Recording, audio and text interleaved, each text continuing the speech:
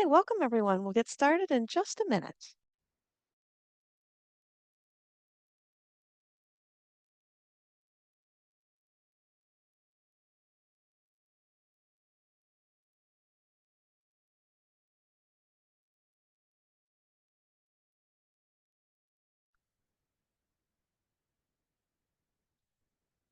Are we good to go, Sarah? Sure are. Okay. Hi, everyone, and welcome to today's webinar on transforming coral reef monitoring with MERMAID. In this webinar, we will offer valuable insight into how MERMAID drives impactful coral reef conservation efforts worldwide and how it can help you improve monitoring workflow as a manager. So we're so glad to have you with us. My name is Annie Cross, and I am the Resilient Science Lead for the Nature Conservancy's Global Ocean, and I'll be your host today. We will be joined by a panel of 3 great coral reef scientists who will share their knowledge and expertise. Dr. Emily Darling, Director of Coral Reef Conservation and the co-founder of MERMAID for the Wildlife Conservation Society. Dr. Rita Bento, who's a research associate at NYU Abu Dhabi, and Dr. Angelique Brathwaite, Science Director for the Blue Alliance Marine Protected Areas. This webinar is brought to you by the Nature Conservancy Reef Resilience Network in partnership with OCTO and in collaboration with the International Coral Reef Initiative as part of their For Coral webinar series. This webinar will last 1 hour and the presentation will be followed by an open question and answer session. A recording of this webinar will be available on the Reef Resilience Network website and on our YouTube channel, as well as on octogroup.org webinars. So we'll also be emailing you the webinar. A few quick tips for navigating the Zoom toolbar. On the left, you'll see an audio setting button. Click the up arrow and select for audio output options such as speaker, headphones, or other Bluetooth devices. If you experience any technical difficulties, use the chat feature to send a private message to Sarah Carr, who can assist you. Throughout the presentation, please use the Q&A feature to type any questions you have for the presenter. And you can also choose to submit your questions anonymously. And then when we get to the Q&A session after the presentation, you can use the raise the hand feature if you'd like to be unmuted for your question. So today's agenda, we're in the welcome and introduction. Emily will give an overview of MERMAID. Rita will talk about centralizing coral reef data from the Arabian Persian Gulf for global reporting. And Angie will talk about monitoring small-scale marine protected areas in the Philippines. We'll have our Q&A and then we'll wrap up. Before we dive into MERMAID, I'm going to briefly share about the Reef Resilience Network and OCTO. So for 20 years, the Nature Conservancy Reef Resilience Network has helped marine managers and practitioners around the world effectively manage, protect, and restore critical marine habitats. 2025 mark our 20th anniversary, which we're very excited about. And so we really want to thank and celebrate you, our network members, for sharing your time, expertise, and ideas, and of course, for the hard and important work you do day in and day out to care for our world's reef and marine areas. With over 400 experts, we have developed resources for coral reef managers and practitioners that can be found on our website, reefresilience.org, including online courses, toolkits on topics critical for effective management, regularly updated set of case studies from around the world. We do article summaries and interactive webinar like these ones, and we have a brand new podcast series. And we're going to have a brand new podcast episode coming out soon where we're talking to Angie here about MPA finance. So come and listen to it. OCTO is an NGO that connects ocean professionals to the knowledge and network they need. Through our program and communities, we empower conservation and resource manager to apply best practices worldwide. Octo hosts dozens of webinars per year to help ocean professionals stay up to date on good practices and the latest research in marine conservation and management. Octo has MPA Help List, is a global online community to support the planning and management of marine protected areas. It provides a direct way for MPA managers, planners, researchers, and policymakers to access the community's knowledge with an emphasis on sharing practical how-to expertise. Octo's EBM Help is an interactive online forum for ocean professionals worldwide to share resources and insights on improving ocean management and protection, particularly through ecosystem-based management. Ocean's Plastic List is the global online community for sharing knowledge on research management and prevention of ocean plastics and other marine debris. And that community includes scientists, resource managers, policymakers, conservationists, industry representative, and others. Octo also provides custom consulting services. So enough about us. Let's hear a little bit about you, and we'd love to understand what is your primary role. So if you could take the poll.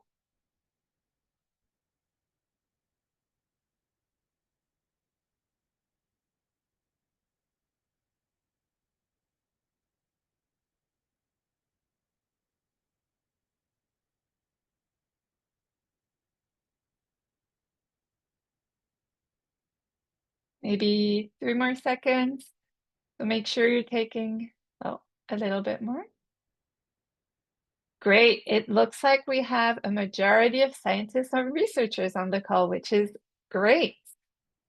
I will now like to welcome Dr. Emily Darling. Oops, sorry, keeps going in my screen. To talk about, to do an overview on MERMAID. So Emily, the floor is yours.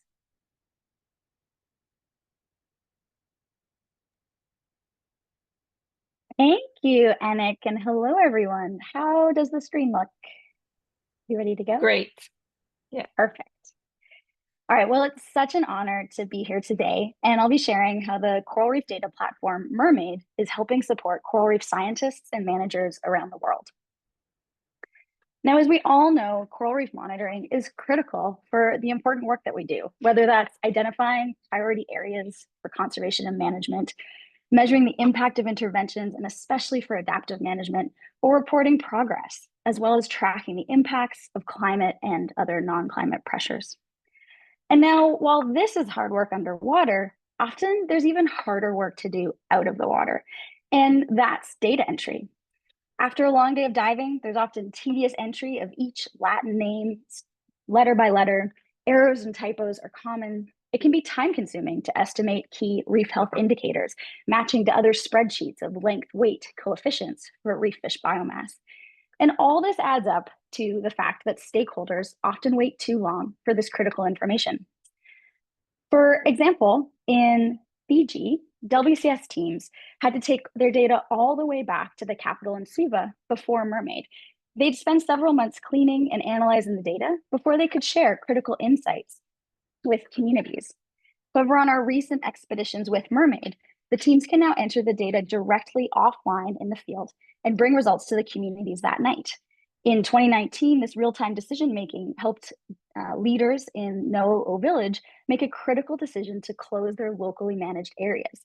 After seeing in MERMAID that reef fish was too low, they agreed to close their areas and rebuild fish populations for local food security. So MERMAID is a solution for everyone for your coral reef data. Importantly, it's been designed by coral reef scientists for coral reef scientists. So you'll see a lot of features that you'll like to use. It's a free and open source platform to easily collect, analyze, and share coral reef data. And it's been created by WCS after decades of experience in coral reef monitoring, often in remote, difficult, hard to access places of the world. But you might be surprised today to learn that less than 7% of MERMAID's users are from WCS. And in fact, since launching in 2018, MERMAID has grown to a global platform with over 2,800 users from over 100 organizations. We're nearly at 7,000 sites, as you can see here on our dashboard. And in total, there's over 9 million observations of corals and fish around the world. And I also think MERMAID tells an important message about hope You can see here in the graph at the bottom right that there are a lot of green or good quality, healthy coral reefs still left in the world. And this is an important message for stakeholders, managers, and governments. MERMAID is trusted by partners, and you can see some of those partners here, and I'm so excited to hear from some of those partners later in this webinar. And these are world-class teams who use MERMAID, whether they're from researchers and universities, from conservation NGOs, or from global initiatives and governments. We feature a lot of these stories from our users on our MERMAID website, and please be in touch if you'd like your MERMAID story to be featured on the website as well. So why do people use MERMAID? Well, we've worked closely with users for years to develop the features that you need. MERMAID works offline. Just like Excel, you don't need a Wi-Fi connection to enter data, but you can still access your indicators and analysis right away in the field. You have control over your data. You can choose how your data are shared and choose who sees your data, whether that's on the dashboard or as users in your projects. You can quickly download raw and summary Excel files, so you can either see your raw observations or go quickly into analysis. We're looking at some new features this year. We're really excited about it. I'll talk about it in a few slides, but you can save time with AI in MERMAID, and that's bringing automatic image classification to photo quadrat methods. MERMAID is cloud-based, and we have an API, and that means we have developer tools that can suit your needs, whether you want to build new apps or connect your data to GIS applications or other dashboards you might have. MERMAID plays well with others. And lastly, we know a lot of you have spreadsheets that you want to upload or build your baseline in MERMAID, and so we have tools like our MERMAID R package that can help you upload legacy data using our templates and then have all your data in one place. So the MERMAID platform is 3 apps. You can enter and manage data with MERMAID Collect. You can visualize and share that data on the MERMAID dashboard, as well as choosing how to share your data. And we have a MERMAID analysis package. This is an R package that facilitates easy data import, export, and custom analysis. And coming soon this year, we'll be launching an analysis hub. That's going to have examples of code, scripts, and apps that other people are using with their MERMAID data and that you can use as a template to create the reports or data products that you need with your coral reef data. Now, the core of MERMAID is MERMAID Collect. This is where you can create projects, you can add users to your project, and you can enter in your sites and management types. MERMAID supports common monitoring methods like you see in this dark purple bubble here. That's benthic point intercept transects, line intercept transects, and photo quadrats, as well as reef fish belt transects, a rapid bleaching survey, and habitat complexity. With all of these methods, you can enter data online or offline, and as you can see here, you can type species names with only a few keystrokes. That's going to access the common taxonomy used by MERMAID and help you automatically calculate key indicators as you type data. We also offer validations and warnings and errors, so that if you enter a species in the Pacific that's only seen in the Caribbean, you're going to get a warning. Or if you enter a fish that's the largest observation that's ever been seen for that species, it might be a typo and we'll give you a warning as well. So all in all, this is an example of how you can have all your clean data in one place, and then you can quickly download this as spreadsheets to start using your data for these critical insights for communities, for adaptive management, for whoever and whatever partners you're working with. I wanted to share a new integration of how we're adding social and financial data to MERMAID as well. With the Global Fund for Coral Reefs, this is a blended finance initiative you'll hear more about from Angie later in the talk. They have programs in 20 countries and a shared monitoring framework of set indicators, but needed a platform and a tool to use with all their partners. And so we're really pleased to have been working with the GFCR to be able to help analyze and organize their critical data. I'm excited to hear more from Angie about the GFCR later in this talk. Now, of course, whether it's ecological, social, or financial data, your data are secure and private in MERMAID. I want to point out that only project users can access raw data. There can be different user roles in your project, so you can control who's an admin and has more ability to select or change data sharing or remove users, for example, or you can have read-only users if you have community or manager partners who want to access the data but won't be changing it. And you can secure your data with 3 data sharing choices. We've worked really closely with our users all over the world to figure out what works for them on data privacy. And so we have 3 choices. You can set your data either as private or public summary, where you share averages, or public and have your information available to the world for other data. And I'll give you an example of what that looks like right now. On the MERMAID dashboard, you can see these data sharing choices reflected in how your data is shown. For example, here, the benthic percent cover is set to public summary, and so you can see averages of what the coral reef community looks like. The fish belt, however, is set to private, and so you can't see that data, but you can contact the admins because you know a survey is there if you want to learn more. And this global dashboard is also used by users like the Global Coral Reef Monitoring Network. And in fact, MERMAID users have contributed 20% of the current GCRMN dataset. And it's a way that the GCRMN is able to access quality data and bring together other partners. And you'll hear more from Rita on how this is working in her region. So lastly, I wanted to share an exciting new feature about MERMAID launching this year, which is in collaboration with CoralNet, and it's the automatic classification of photo quadrant images. So in MERMAID, you won't need to train any models. You'll be able to just upload your images and let the MERMAID AI model get to work. We found this works really well for common benthic attributes like hard corals and soft corals and crustose coralline algae and others, as well as common coral genera. So we hope this will save you a lot of time. And as you add new annotations, it'll be saved to improve future models, which is really exciting. So there's lots more to learn about MERMAID. You can visit our website to find out more. That's at datamermaid.org. Don't forget to scroll down to the bottom to sign up for our newsletter and find out when new features like MERMAID AI or the Analysis Hub are ready to use. And with that, I'll pass it over to 2 of my colleagues who I'm sure you're as excited as I am to hear about their work with MERMAID. And I'd like to thank you all very much. Please feel free to reach out, request a demo, or follow us on our socials. Thank you. Over to you, Annick.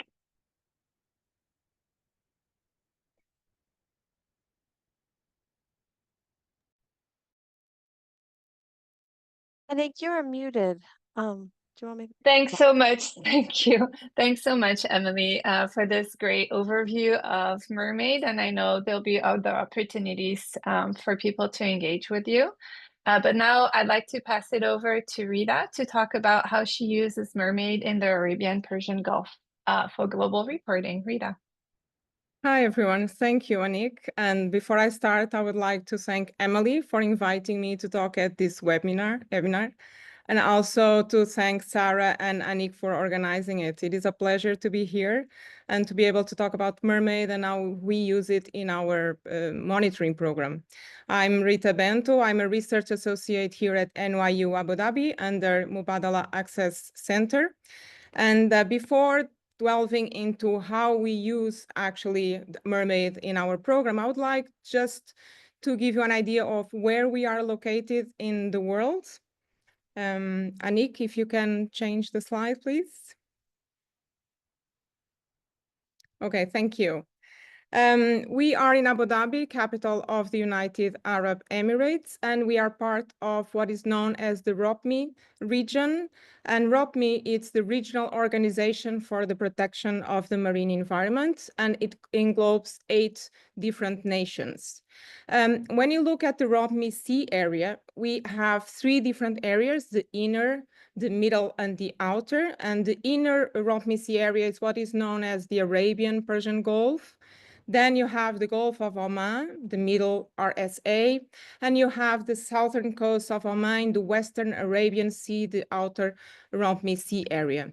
So we work in these 3 areas, so we receive data from all these 3 bodies of water. And what is interesting about this region is that it actually is an extreme environment. Can you go back at some slides? Yeah, perfect. Thank you. And as you can see here, this is a graph showing the average sea surface temperature in the Arabian Persian Gulf. And we are well known for having extreme high temperatures in the summer, but actually we have good or a big variability in our temperatures. As you can see, in the winter, it can go from 14 to 15 degrees Celsius. And in the summer, in some regions, it can go to 35 degrees Celsius. And I'm not talking about when we have bleaching events. It's actually average temperatures. And of course, depending on for how long we have those temperatures, we can have bleaching. But even in some bleaching events, temperatures can go above 36 degrees Celsius. So inside the Arabian Persian Gulf, we have high sea temperatures, hypersalinity, hypoxia, and low nutrient levels. It is a resilient ecosystem, so we do have coral reefs in this area. As temperature is increasing around the world, and as well as here, these ecosystems are becoming increasingly vulnerable as well.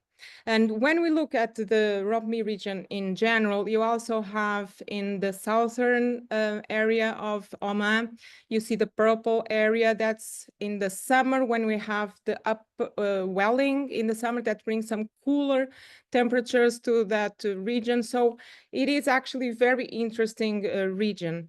And of course, that if you compare with the world, the rest of the world, Arabia has 6% of the coral reefs in the whole world. And only these three bodies of water, the ROPME Sea area, we have less than 2% of the coral reefs in the world. But it is really important to study these reefs because studies have been shown that temperatures like we have now in the Gulf will prevail across to the tropics by the end of this century. We normally say that we have a living laboratory here where we can study what will happen in the future in other areas of the world with the reefs as the temperatures increase. But of course, we cannot, you can change, Angelique, please. We cannot manage a system if we don't understand. So we do monitor reefs here in the region. There's a lot of research going on. We have our national monitoring program in the United Arab Emirates that has been running for over a decade now. But it was actually when GCRMan, that Emily already talked a little about, when they started to compile data to create the report on 2020. So when they started to compile data in 2019, was that we realized that our data was very scattered and we weren't able to compare. There was no standardized methodology in the region. And we've noticed that in that report specifically, because GCRMan before had more a descriptive report, and then on 2020, they decided to have a more quantitative approach on their reports. So they needed actual data.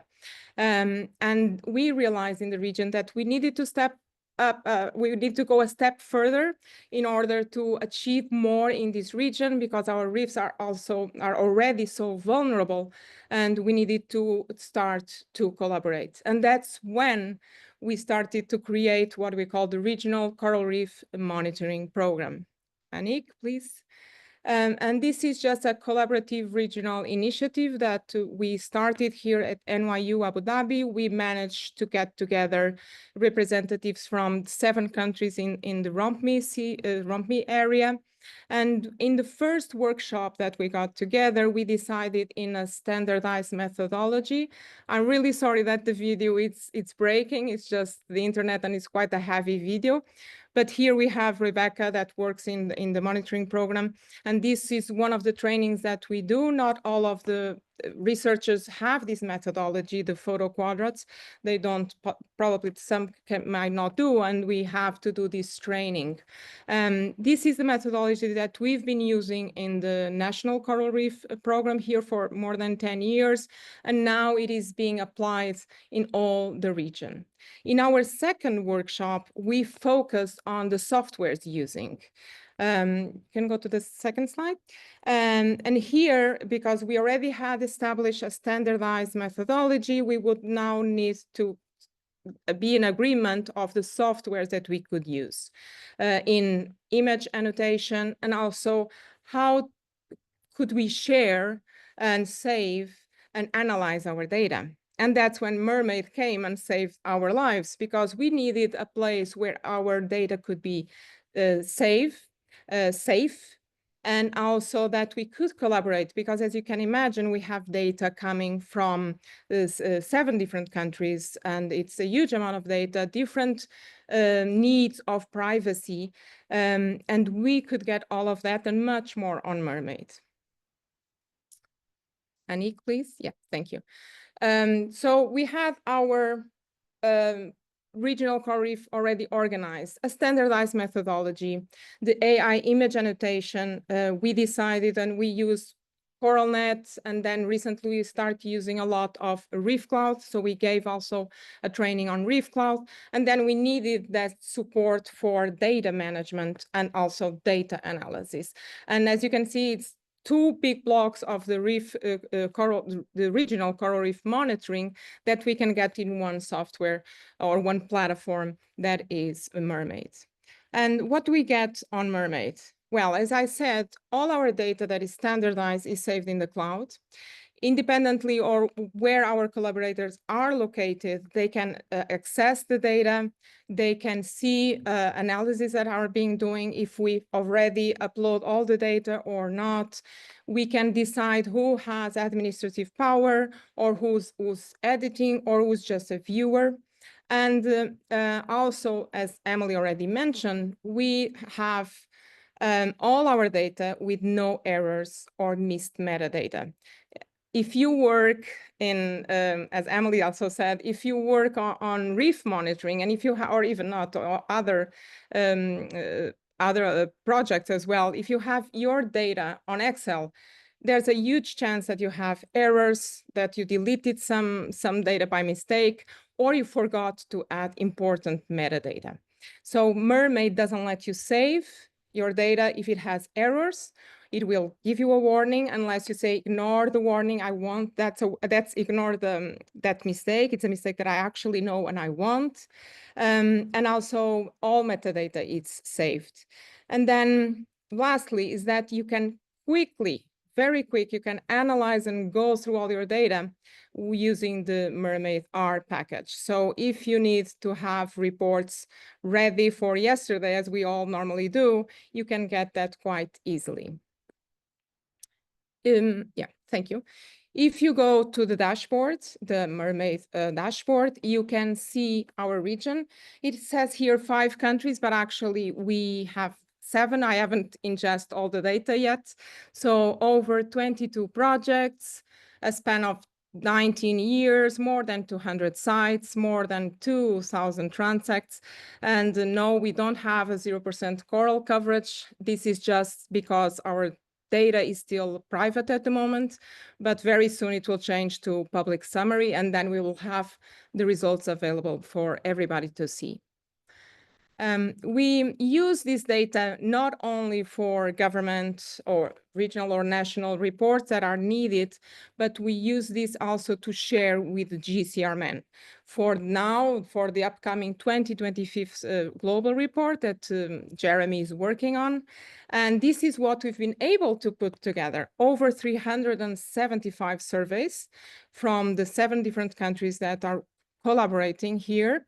And now we have this standardized methodology that we will keep on doing and keep on sending data to GCRMN. I'm still working in some data from 2024, but we will also submit that for this upcoming global report. You can see these results in a map as well next, where you can see where our reefs are located. Most of our reefs are, or the data collected is inside the Arabian Persian Gulf, because it's easier access. As you can see, like in the southern of Oman, fortunately, we don't have a lot of data there.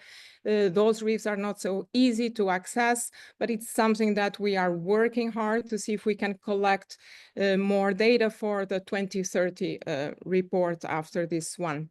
You can see most of the data actually, it had 1 year span. Yeah, thank you. Just most of the data have been collected recently. So it's 1 year or 2 to 5 years, and just a few sites that we could have gathered, like we could gather data for over 6 years and more than 15 years. So we had gathered not only data that we're collecting now, but also historical data as well. you can, thank you. And this is like our pride and joy. This is graph that Jeremy showed in a webinar that GCRMA presented recently, and we were very surprised and very proud because this shows what the regions are sending as data to the global report coming up. And then you have the percentage of numbers of sites included and all the different regions. And in the 100, you have the line. This is the data that was sent for the previous 2020 report. Anything that goes beyond that line is extra data that we were able to gather. And we, as the small region with only less than 2% of corals in the world, we are the fourth from the bottom, and we are side by side with Australia on sending data to GCRMN. And this is it represents really well the effort that we did in the region. We are so small, but we were able to come together, work together, collaborate, and we more than triple the data that we sent to GCRMN.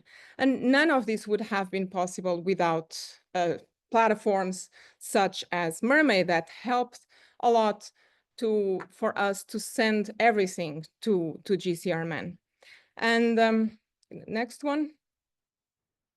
So it wasn't possible to achieve our goals or surpassed our goals in our monitoring project without the help of MERMAID.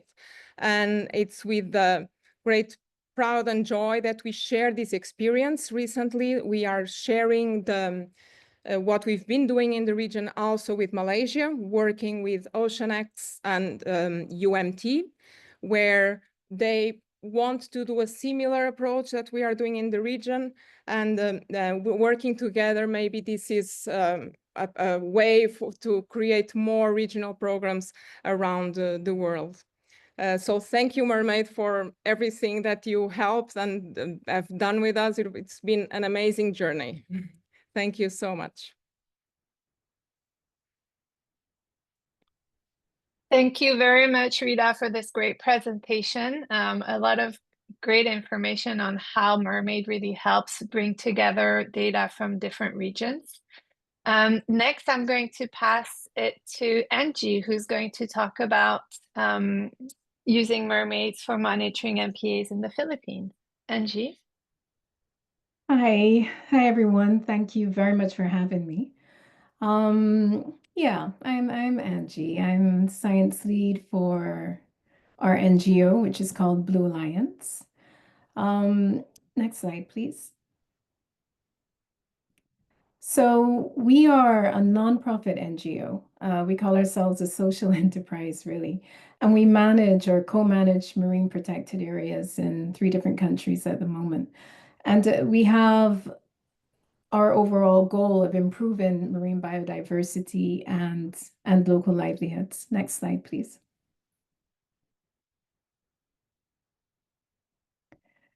So we do this using 2 primary methods, really. We look at improved management effectiveness.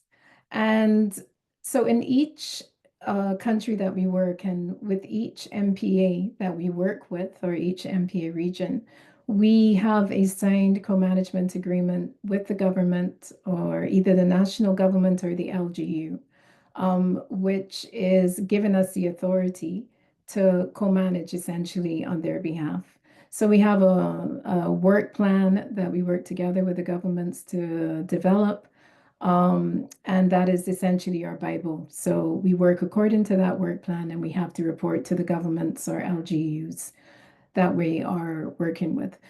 We have local teams in each country, and excellent local teams that do the on-the-ground work. And then we have an international team of experts as well, and we just assist with any needs that the local teams might have.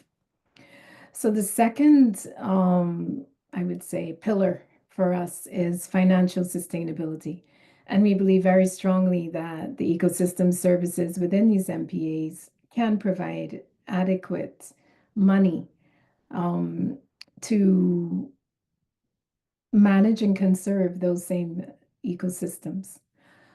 So what we do, what we try to do is we're trying to have progressive independence from grantors. I mean, we are like everyone else in that we rely on grant financing as well, but we're trying to wean ourselves off of that with tangible revenue models. And I'll talk a little bit more about that later. Next slide, please.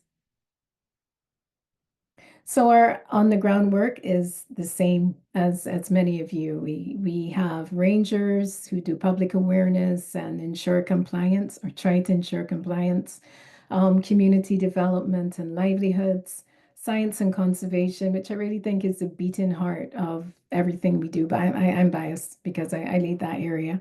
But all of the data that we generate from science and conservation feeds into all of the others, and that includes sustainable revenues. Next slide, please.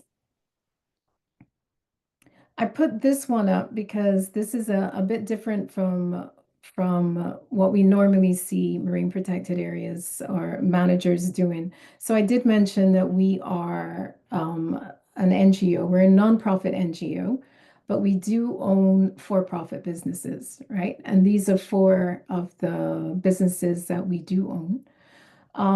We have Blue Wild Ecotourism. We have community-based aquaculture that provides both livelihoods and revenue for business. We have a fishery supply chain called Samaki Blue and Blue Carbon. So our management work is still funded by grants. But for these, what we call reef positive businesses, I mean, we aim to have a positive impact on reefs in particular, but at the very least, we will not have a negative impact on them. And for these reef positive businesses, of course, you're not going to rely on grants. So we have used loans, so debt, in order to provide the capital for these reef positive businesses. Next slide, please. And I put this up because when you go into the realm of debt and finance, there's a lot more reporting to do. Yeah, so I just put this slide up to show some of our major partners like Global Fund for Coral Reef and BNP Paribas, because I'll talk a bit more about it later, but these are just some of the funders that we have to report to. Next slide, please. We report in 3 different areas. We report in biodiversity. We report social indicators, so people, livelihoods, and job creation. And we also report on carbon, blue carbon, and blue economy. Next slide, please. So we have quite a few needs, right? We have lots of needs. We have to provide data for management so that we know, I mean, are we actually having an impact on the reefs, positive or negative? Are our conservation measures actually working?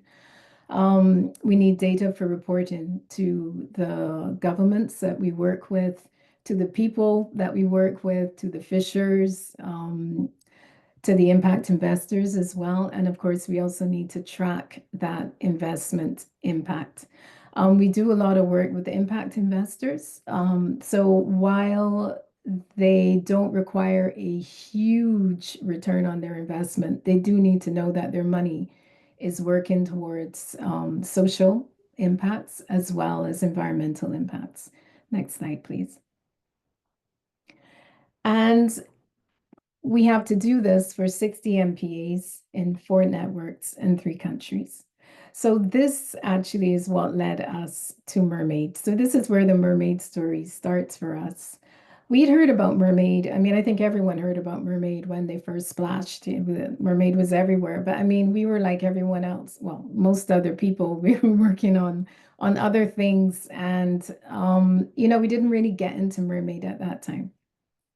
But one of our primary funders, the Global Fund for Coral Reef, who we have to report to, they decided that MERMAID was going to be the database that they were going to use, and that all of our information, all our ecological and social and financial information that we collected from our marine protected areas we needed then to upload that into MERMAID. So that was our introduction to MERMAID. And I will say at this stage that it really made our lives so much easier for these 60 MPAs. I'll say also that we're kind of babies in the mermaid world. We haven't explored the half of what MERMAID has to offer, but we have started that process and we're getting there bit by bit. Next slide, please. So I'm just gonna shine a little spotlight on one of the MPA networks that we work on, which is in Oriental Mindoro in the Philippines. And it's a pretty special area. I mean, it's a hot spot for marine biodiversity. We have the UNESCO Man and the Biosphere Reserve. It's a wow, is it a consolidated well, I wouldn't even say eco, it's a consolidated tourism destination with about 400,000 visitors annually. And these are national and international visitors. It is a world-class dive destination. That's for our ecotourism group. And we work there with about 12,000 fishers. We have a sustainable reef fishery there, seaweed farming, mangrove conservation, not restoration, but conservation. And we're looking at mangrove crab farming. So there's a lot going on in a relatively small area. Next slide, please. So with MERMAID, I'm just going to zoom in on Puerto Galera in that area. And you can see, you've seen this slide before. So our summary statistics in this one, our average coral cover for this specific area is 19%. But this is a type of information that you can have very quickly, very easily. And it's quite powerful to show this to our LGU partners, right? Our next slide, please. So I'm going to go a little bit into the collection of information and what we do and how we do it. And again, we're new. This is 1 year, and we're still trying to get all of our data in. It's not all in yet. But when you are entering your data, or when I'm saying from this side of the screen, right? You're entering the data. So you go in and there's a whole heap of metadata that you put in, which makes life so easy to have everything in one place at one time. I'm not sure about other NGOs, but for us, we have comms, we have aquaculture, we have operations, we have lots, and they're always asking, so what type of management is involved in this specific this specific MPA, et cetera. And on MERMAID, it's really easy to just go in and see all of that.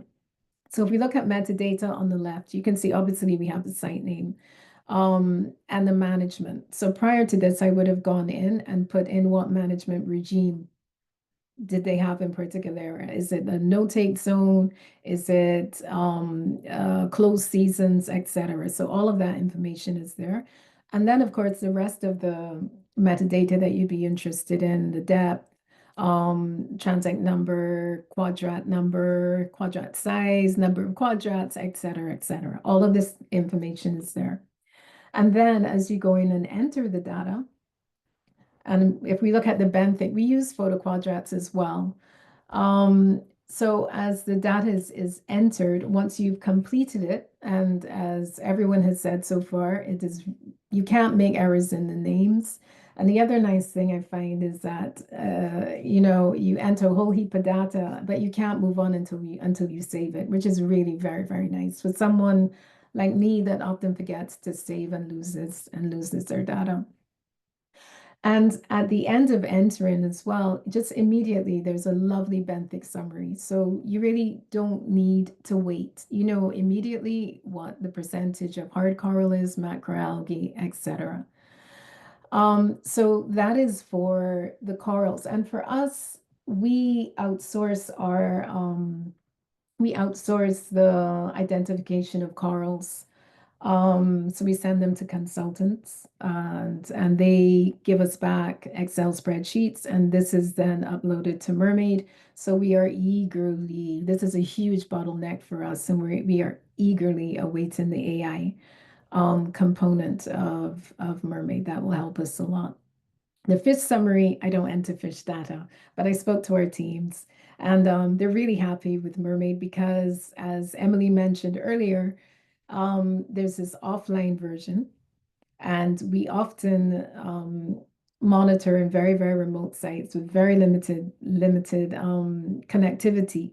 So it's really easy for the teams now to just take their laptops to wherever they're staying, and from their slates, they enter the fish data directly into Mermaid. So this is something that is in process. Our teams are progressively moving from the whole Excel spreadsheet into going directly into Mermaid. And I'll say also, I mean, there are quite a few benefits to Excel, as the fish teams are saying. But I wanted to just mention not so much of an issue here, but just the reaction from Mermaid to any issues that you have. So, I mean, we have Mermaid team on WhatsApp. So anytime there's an issue or a problem, we can just reach out very quickly and easily and get it solved. And there's so much information about everything, and a lot of it is pretty idiot proof as well. For me, I'm speaking about me, I'm not techie at all. So there are a huge number of resources. It's a very, very collaborative sort of relationship. When Mermaid has something that they want tested and we can assist with, like the AI, we will assist and we will say, you know, well, this isn't working, that isn't working. Next slide, please. So just some of the slides that I think you would have already have seen, some of the outputs from that specific site, Daliran in Puerto Galera again, and these are set to public summaries. So there's a whole heap of data here for visualization. Next slide, please. And important to us, because Global Fund for Coral Reef is one of our major funders, is the end of the year reports. In fact, all of the reports can now be generated on Mermaid. So if you look here, you'll see this is our end of year report, not for 2025, for 2024. And you can see all the fund indicators. And at the bottom, you have our business and finance solutions. So all those reef positive businesses that I was talking to you about, you put them in here, the different sectors, and there are a set of different indicators that you can add your information to, and then you generate the reports. It is really quite simple. It's heavy in the beginning, add in all the indicators, but then we know our reporting is annual. So every year we can come back in and this is much easier. Next slide, please. So I would say in conclusion, you've heard this before, streamlining of data is user-friendly. It's really easy access, again, for non-techie people like myself. We love the different privacy levels because we work with different governments, and some of them are okay with the data being shared, as I think all should be, and some of them are not. We also believe in contributing to Global Coral Reef Monitoring Network. We've been with them from the beginning. So anything that makes their life easier, we want to do, such as using Mermaid. It saves time. And of course, is a sync with one of our primary funders, which is Global Fund for Coral Reef. Next slide, please. So with that, thank you very much. And I'm looking forward to your questions. Thanks so much, Angie, for this great presentation. So if Emily, Rita, and Angie would turn on their camera, because we're coming to our question and answer session, which Sarah and I are both going to help choose questions. And I see that we already have a lot of questions. So I don't know, Sarah, have you picked a few already for Emily, Rita, or Angie?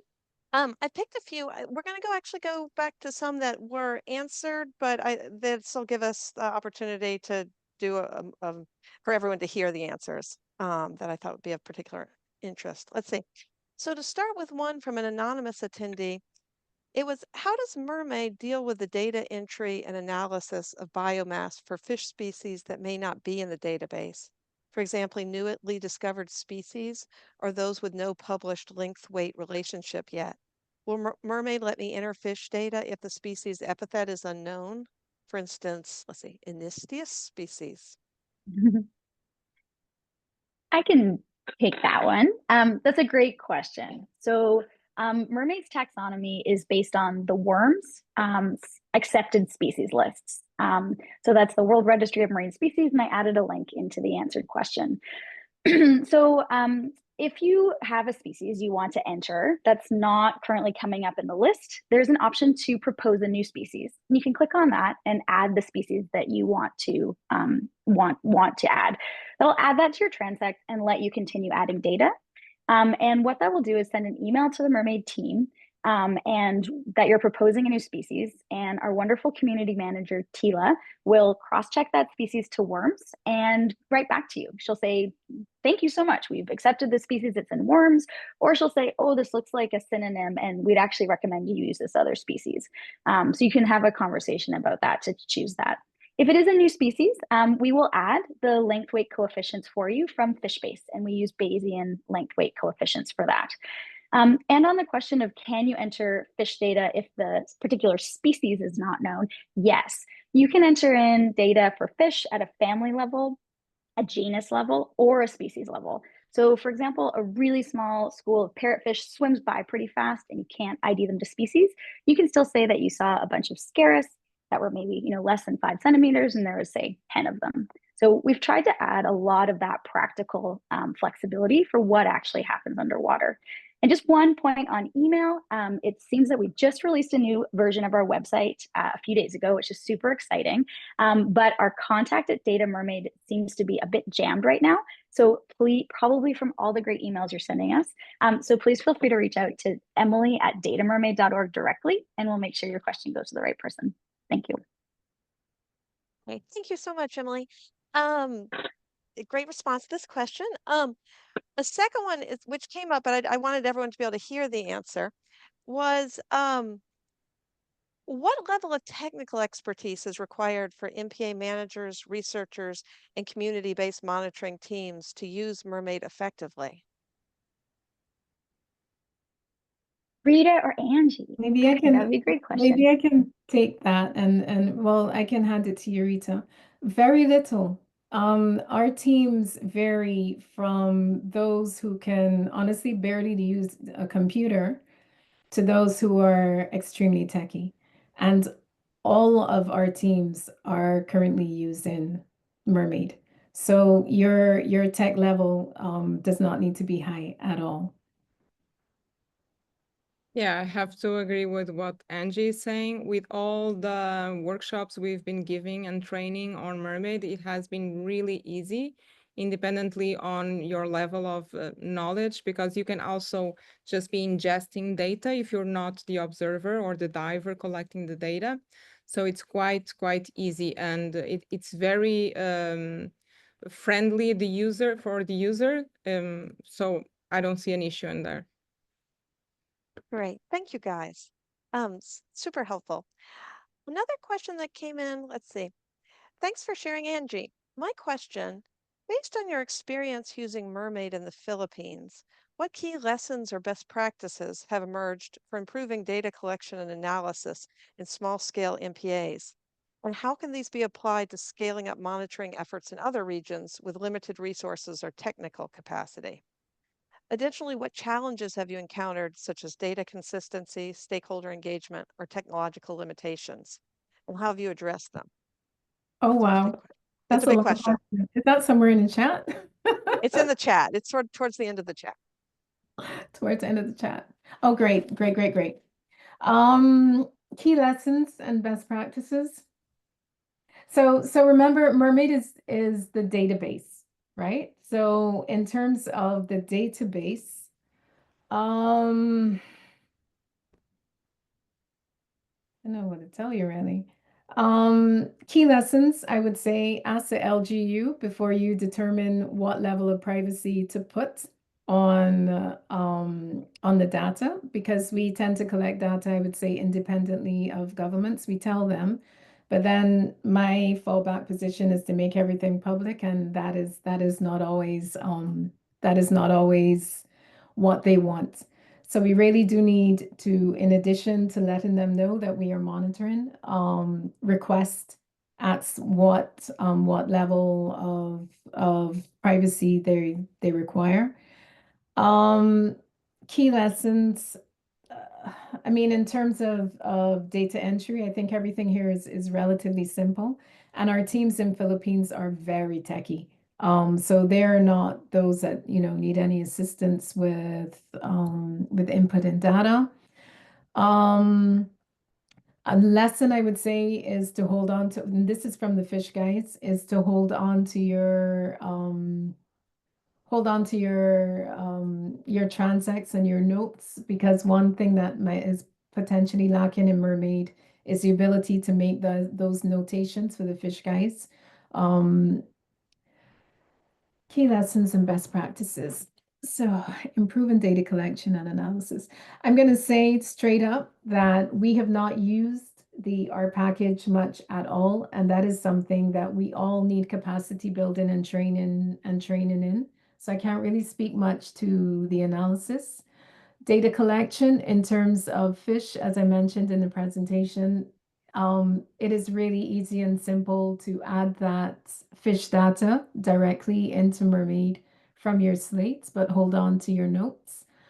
How can these be applied to scale up monitoring efforts? Well, I think Rita spoke to that, and I think really, really well. I mean, because at this stage in the Philippines, we're working in Oriental Mindoro and Palawan. I think we have about 20 sites there.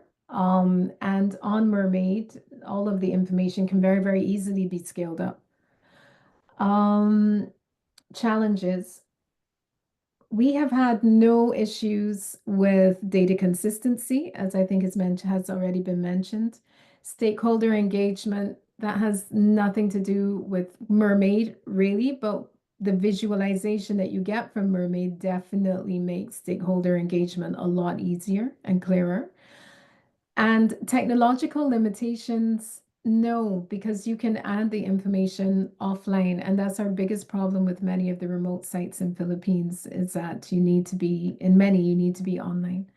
I think I've answered your question. It felt very staccato to me, but you could always reach out to me afterwards, and if I haven't answered, I will try and do a better job of it. Okay, thank you so much, Andy. That was a great answer. And was there anything you wanted to add, Rita or Emily? No, I just have to, just regarding the making it in a broader scale, in like going in regional, it is a challenge, I must say. And you need the approach of collaboration and making sure that everything is quite clear and safe. And there's also a data sharing agreement between everybody. And then it is easy to collaborate if you have MERMAID, because even you can add everybody that is involved in the project in the software. So it helps in that collaboration and spreading through the region. So everybody has access to what is going on with the data that is collected. So I think it is a huge benefit from going from smaller scale, like we did the national program, to a regional one. The first was having that trust between everybody, where the data was going and what we were doing. So if you have a data sharing agreement and everything is very clear between all the collaborators and the software you're using, then it's perfect. I also have to add, and this is just a teaser to Emily, on the MERMAID R package, that it is amazing, and it's a pity that not everybody is using. So maybe you should do workshop on how to use the MERMAID R, so everybody can take it, because it's so easy. So I think that it's a plus. Thanks, Rita. I will add, we know a lot of our users are newer to the learning curve of software packages like R. It is really useful, but a lot of our users are experts in Excel. Like the pivot charts and pivot tables I've seen are out of this world.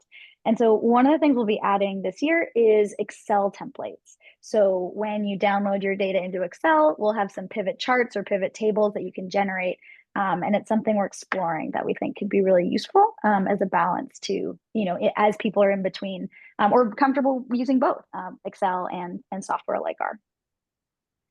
Can I just say that that we're going to workshop on R, so you will see us using R very, very, very shortly.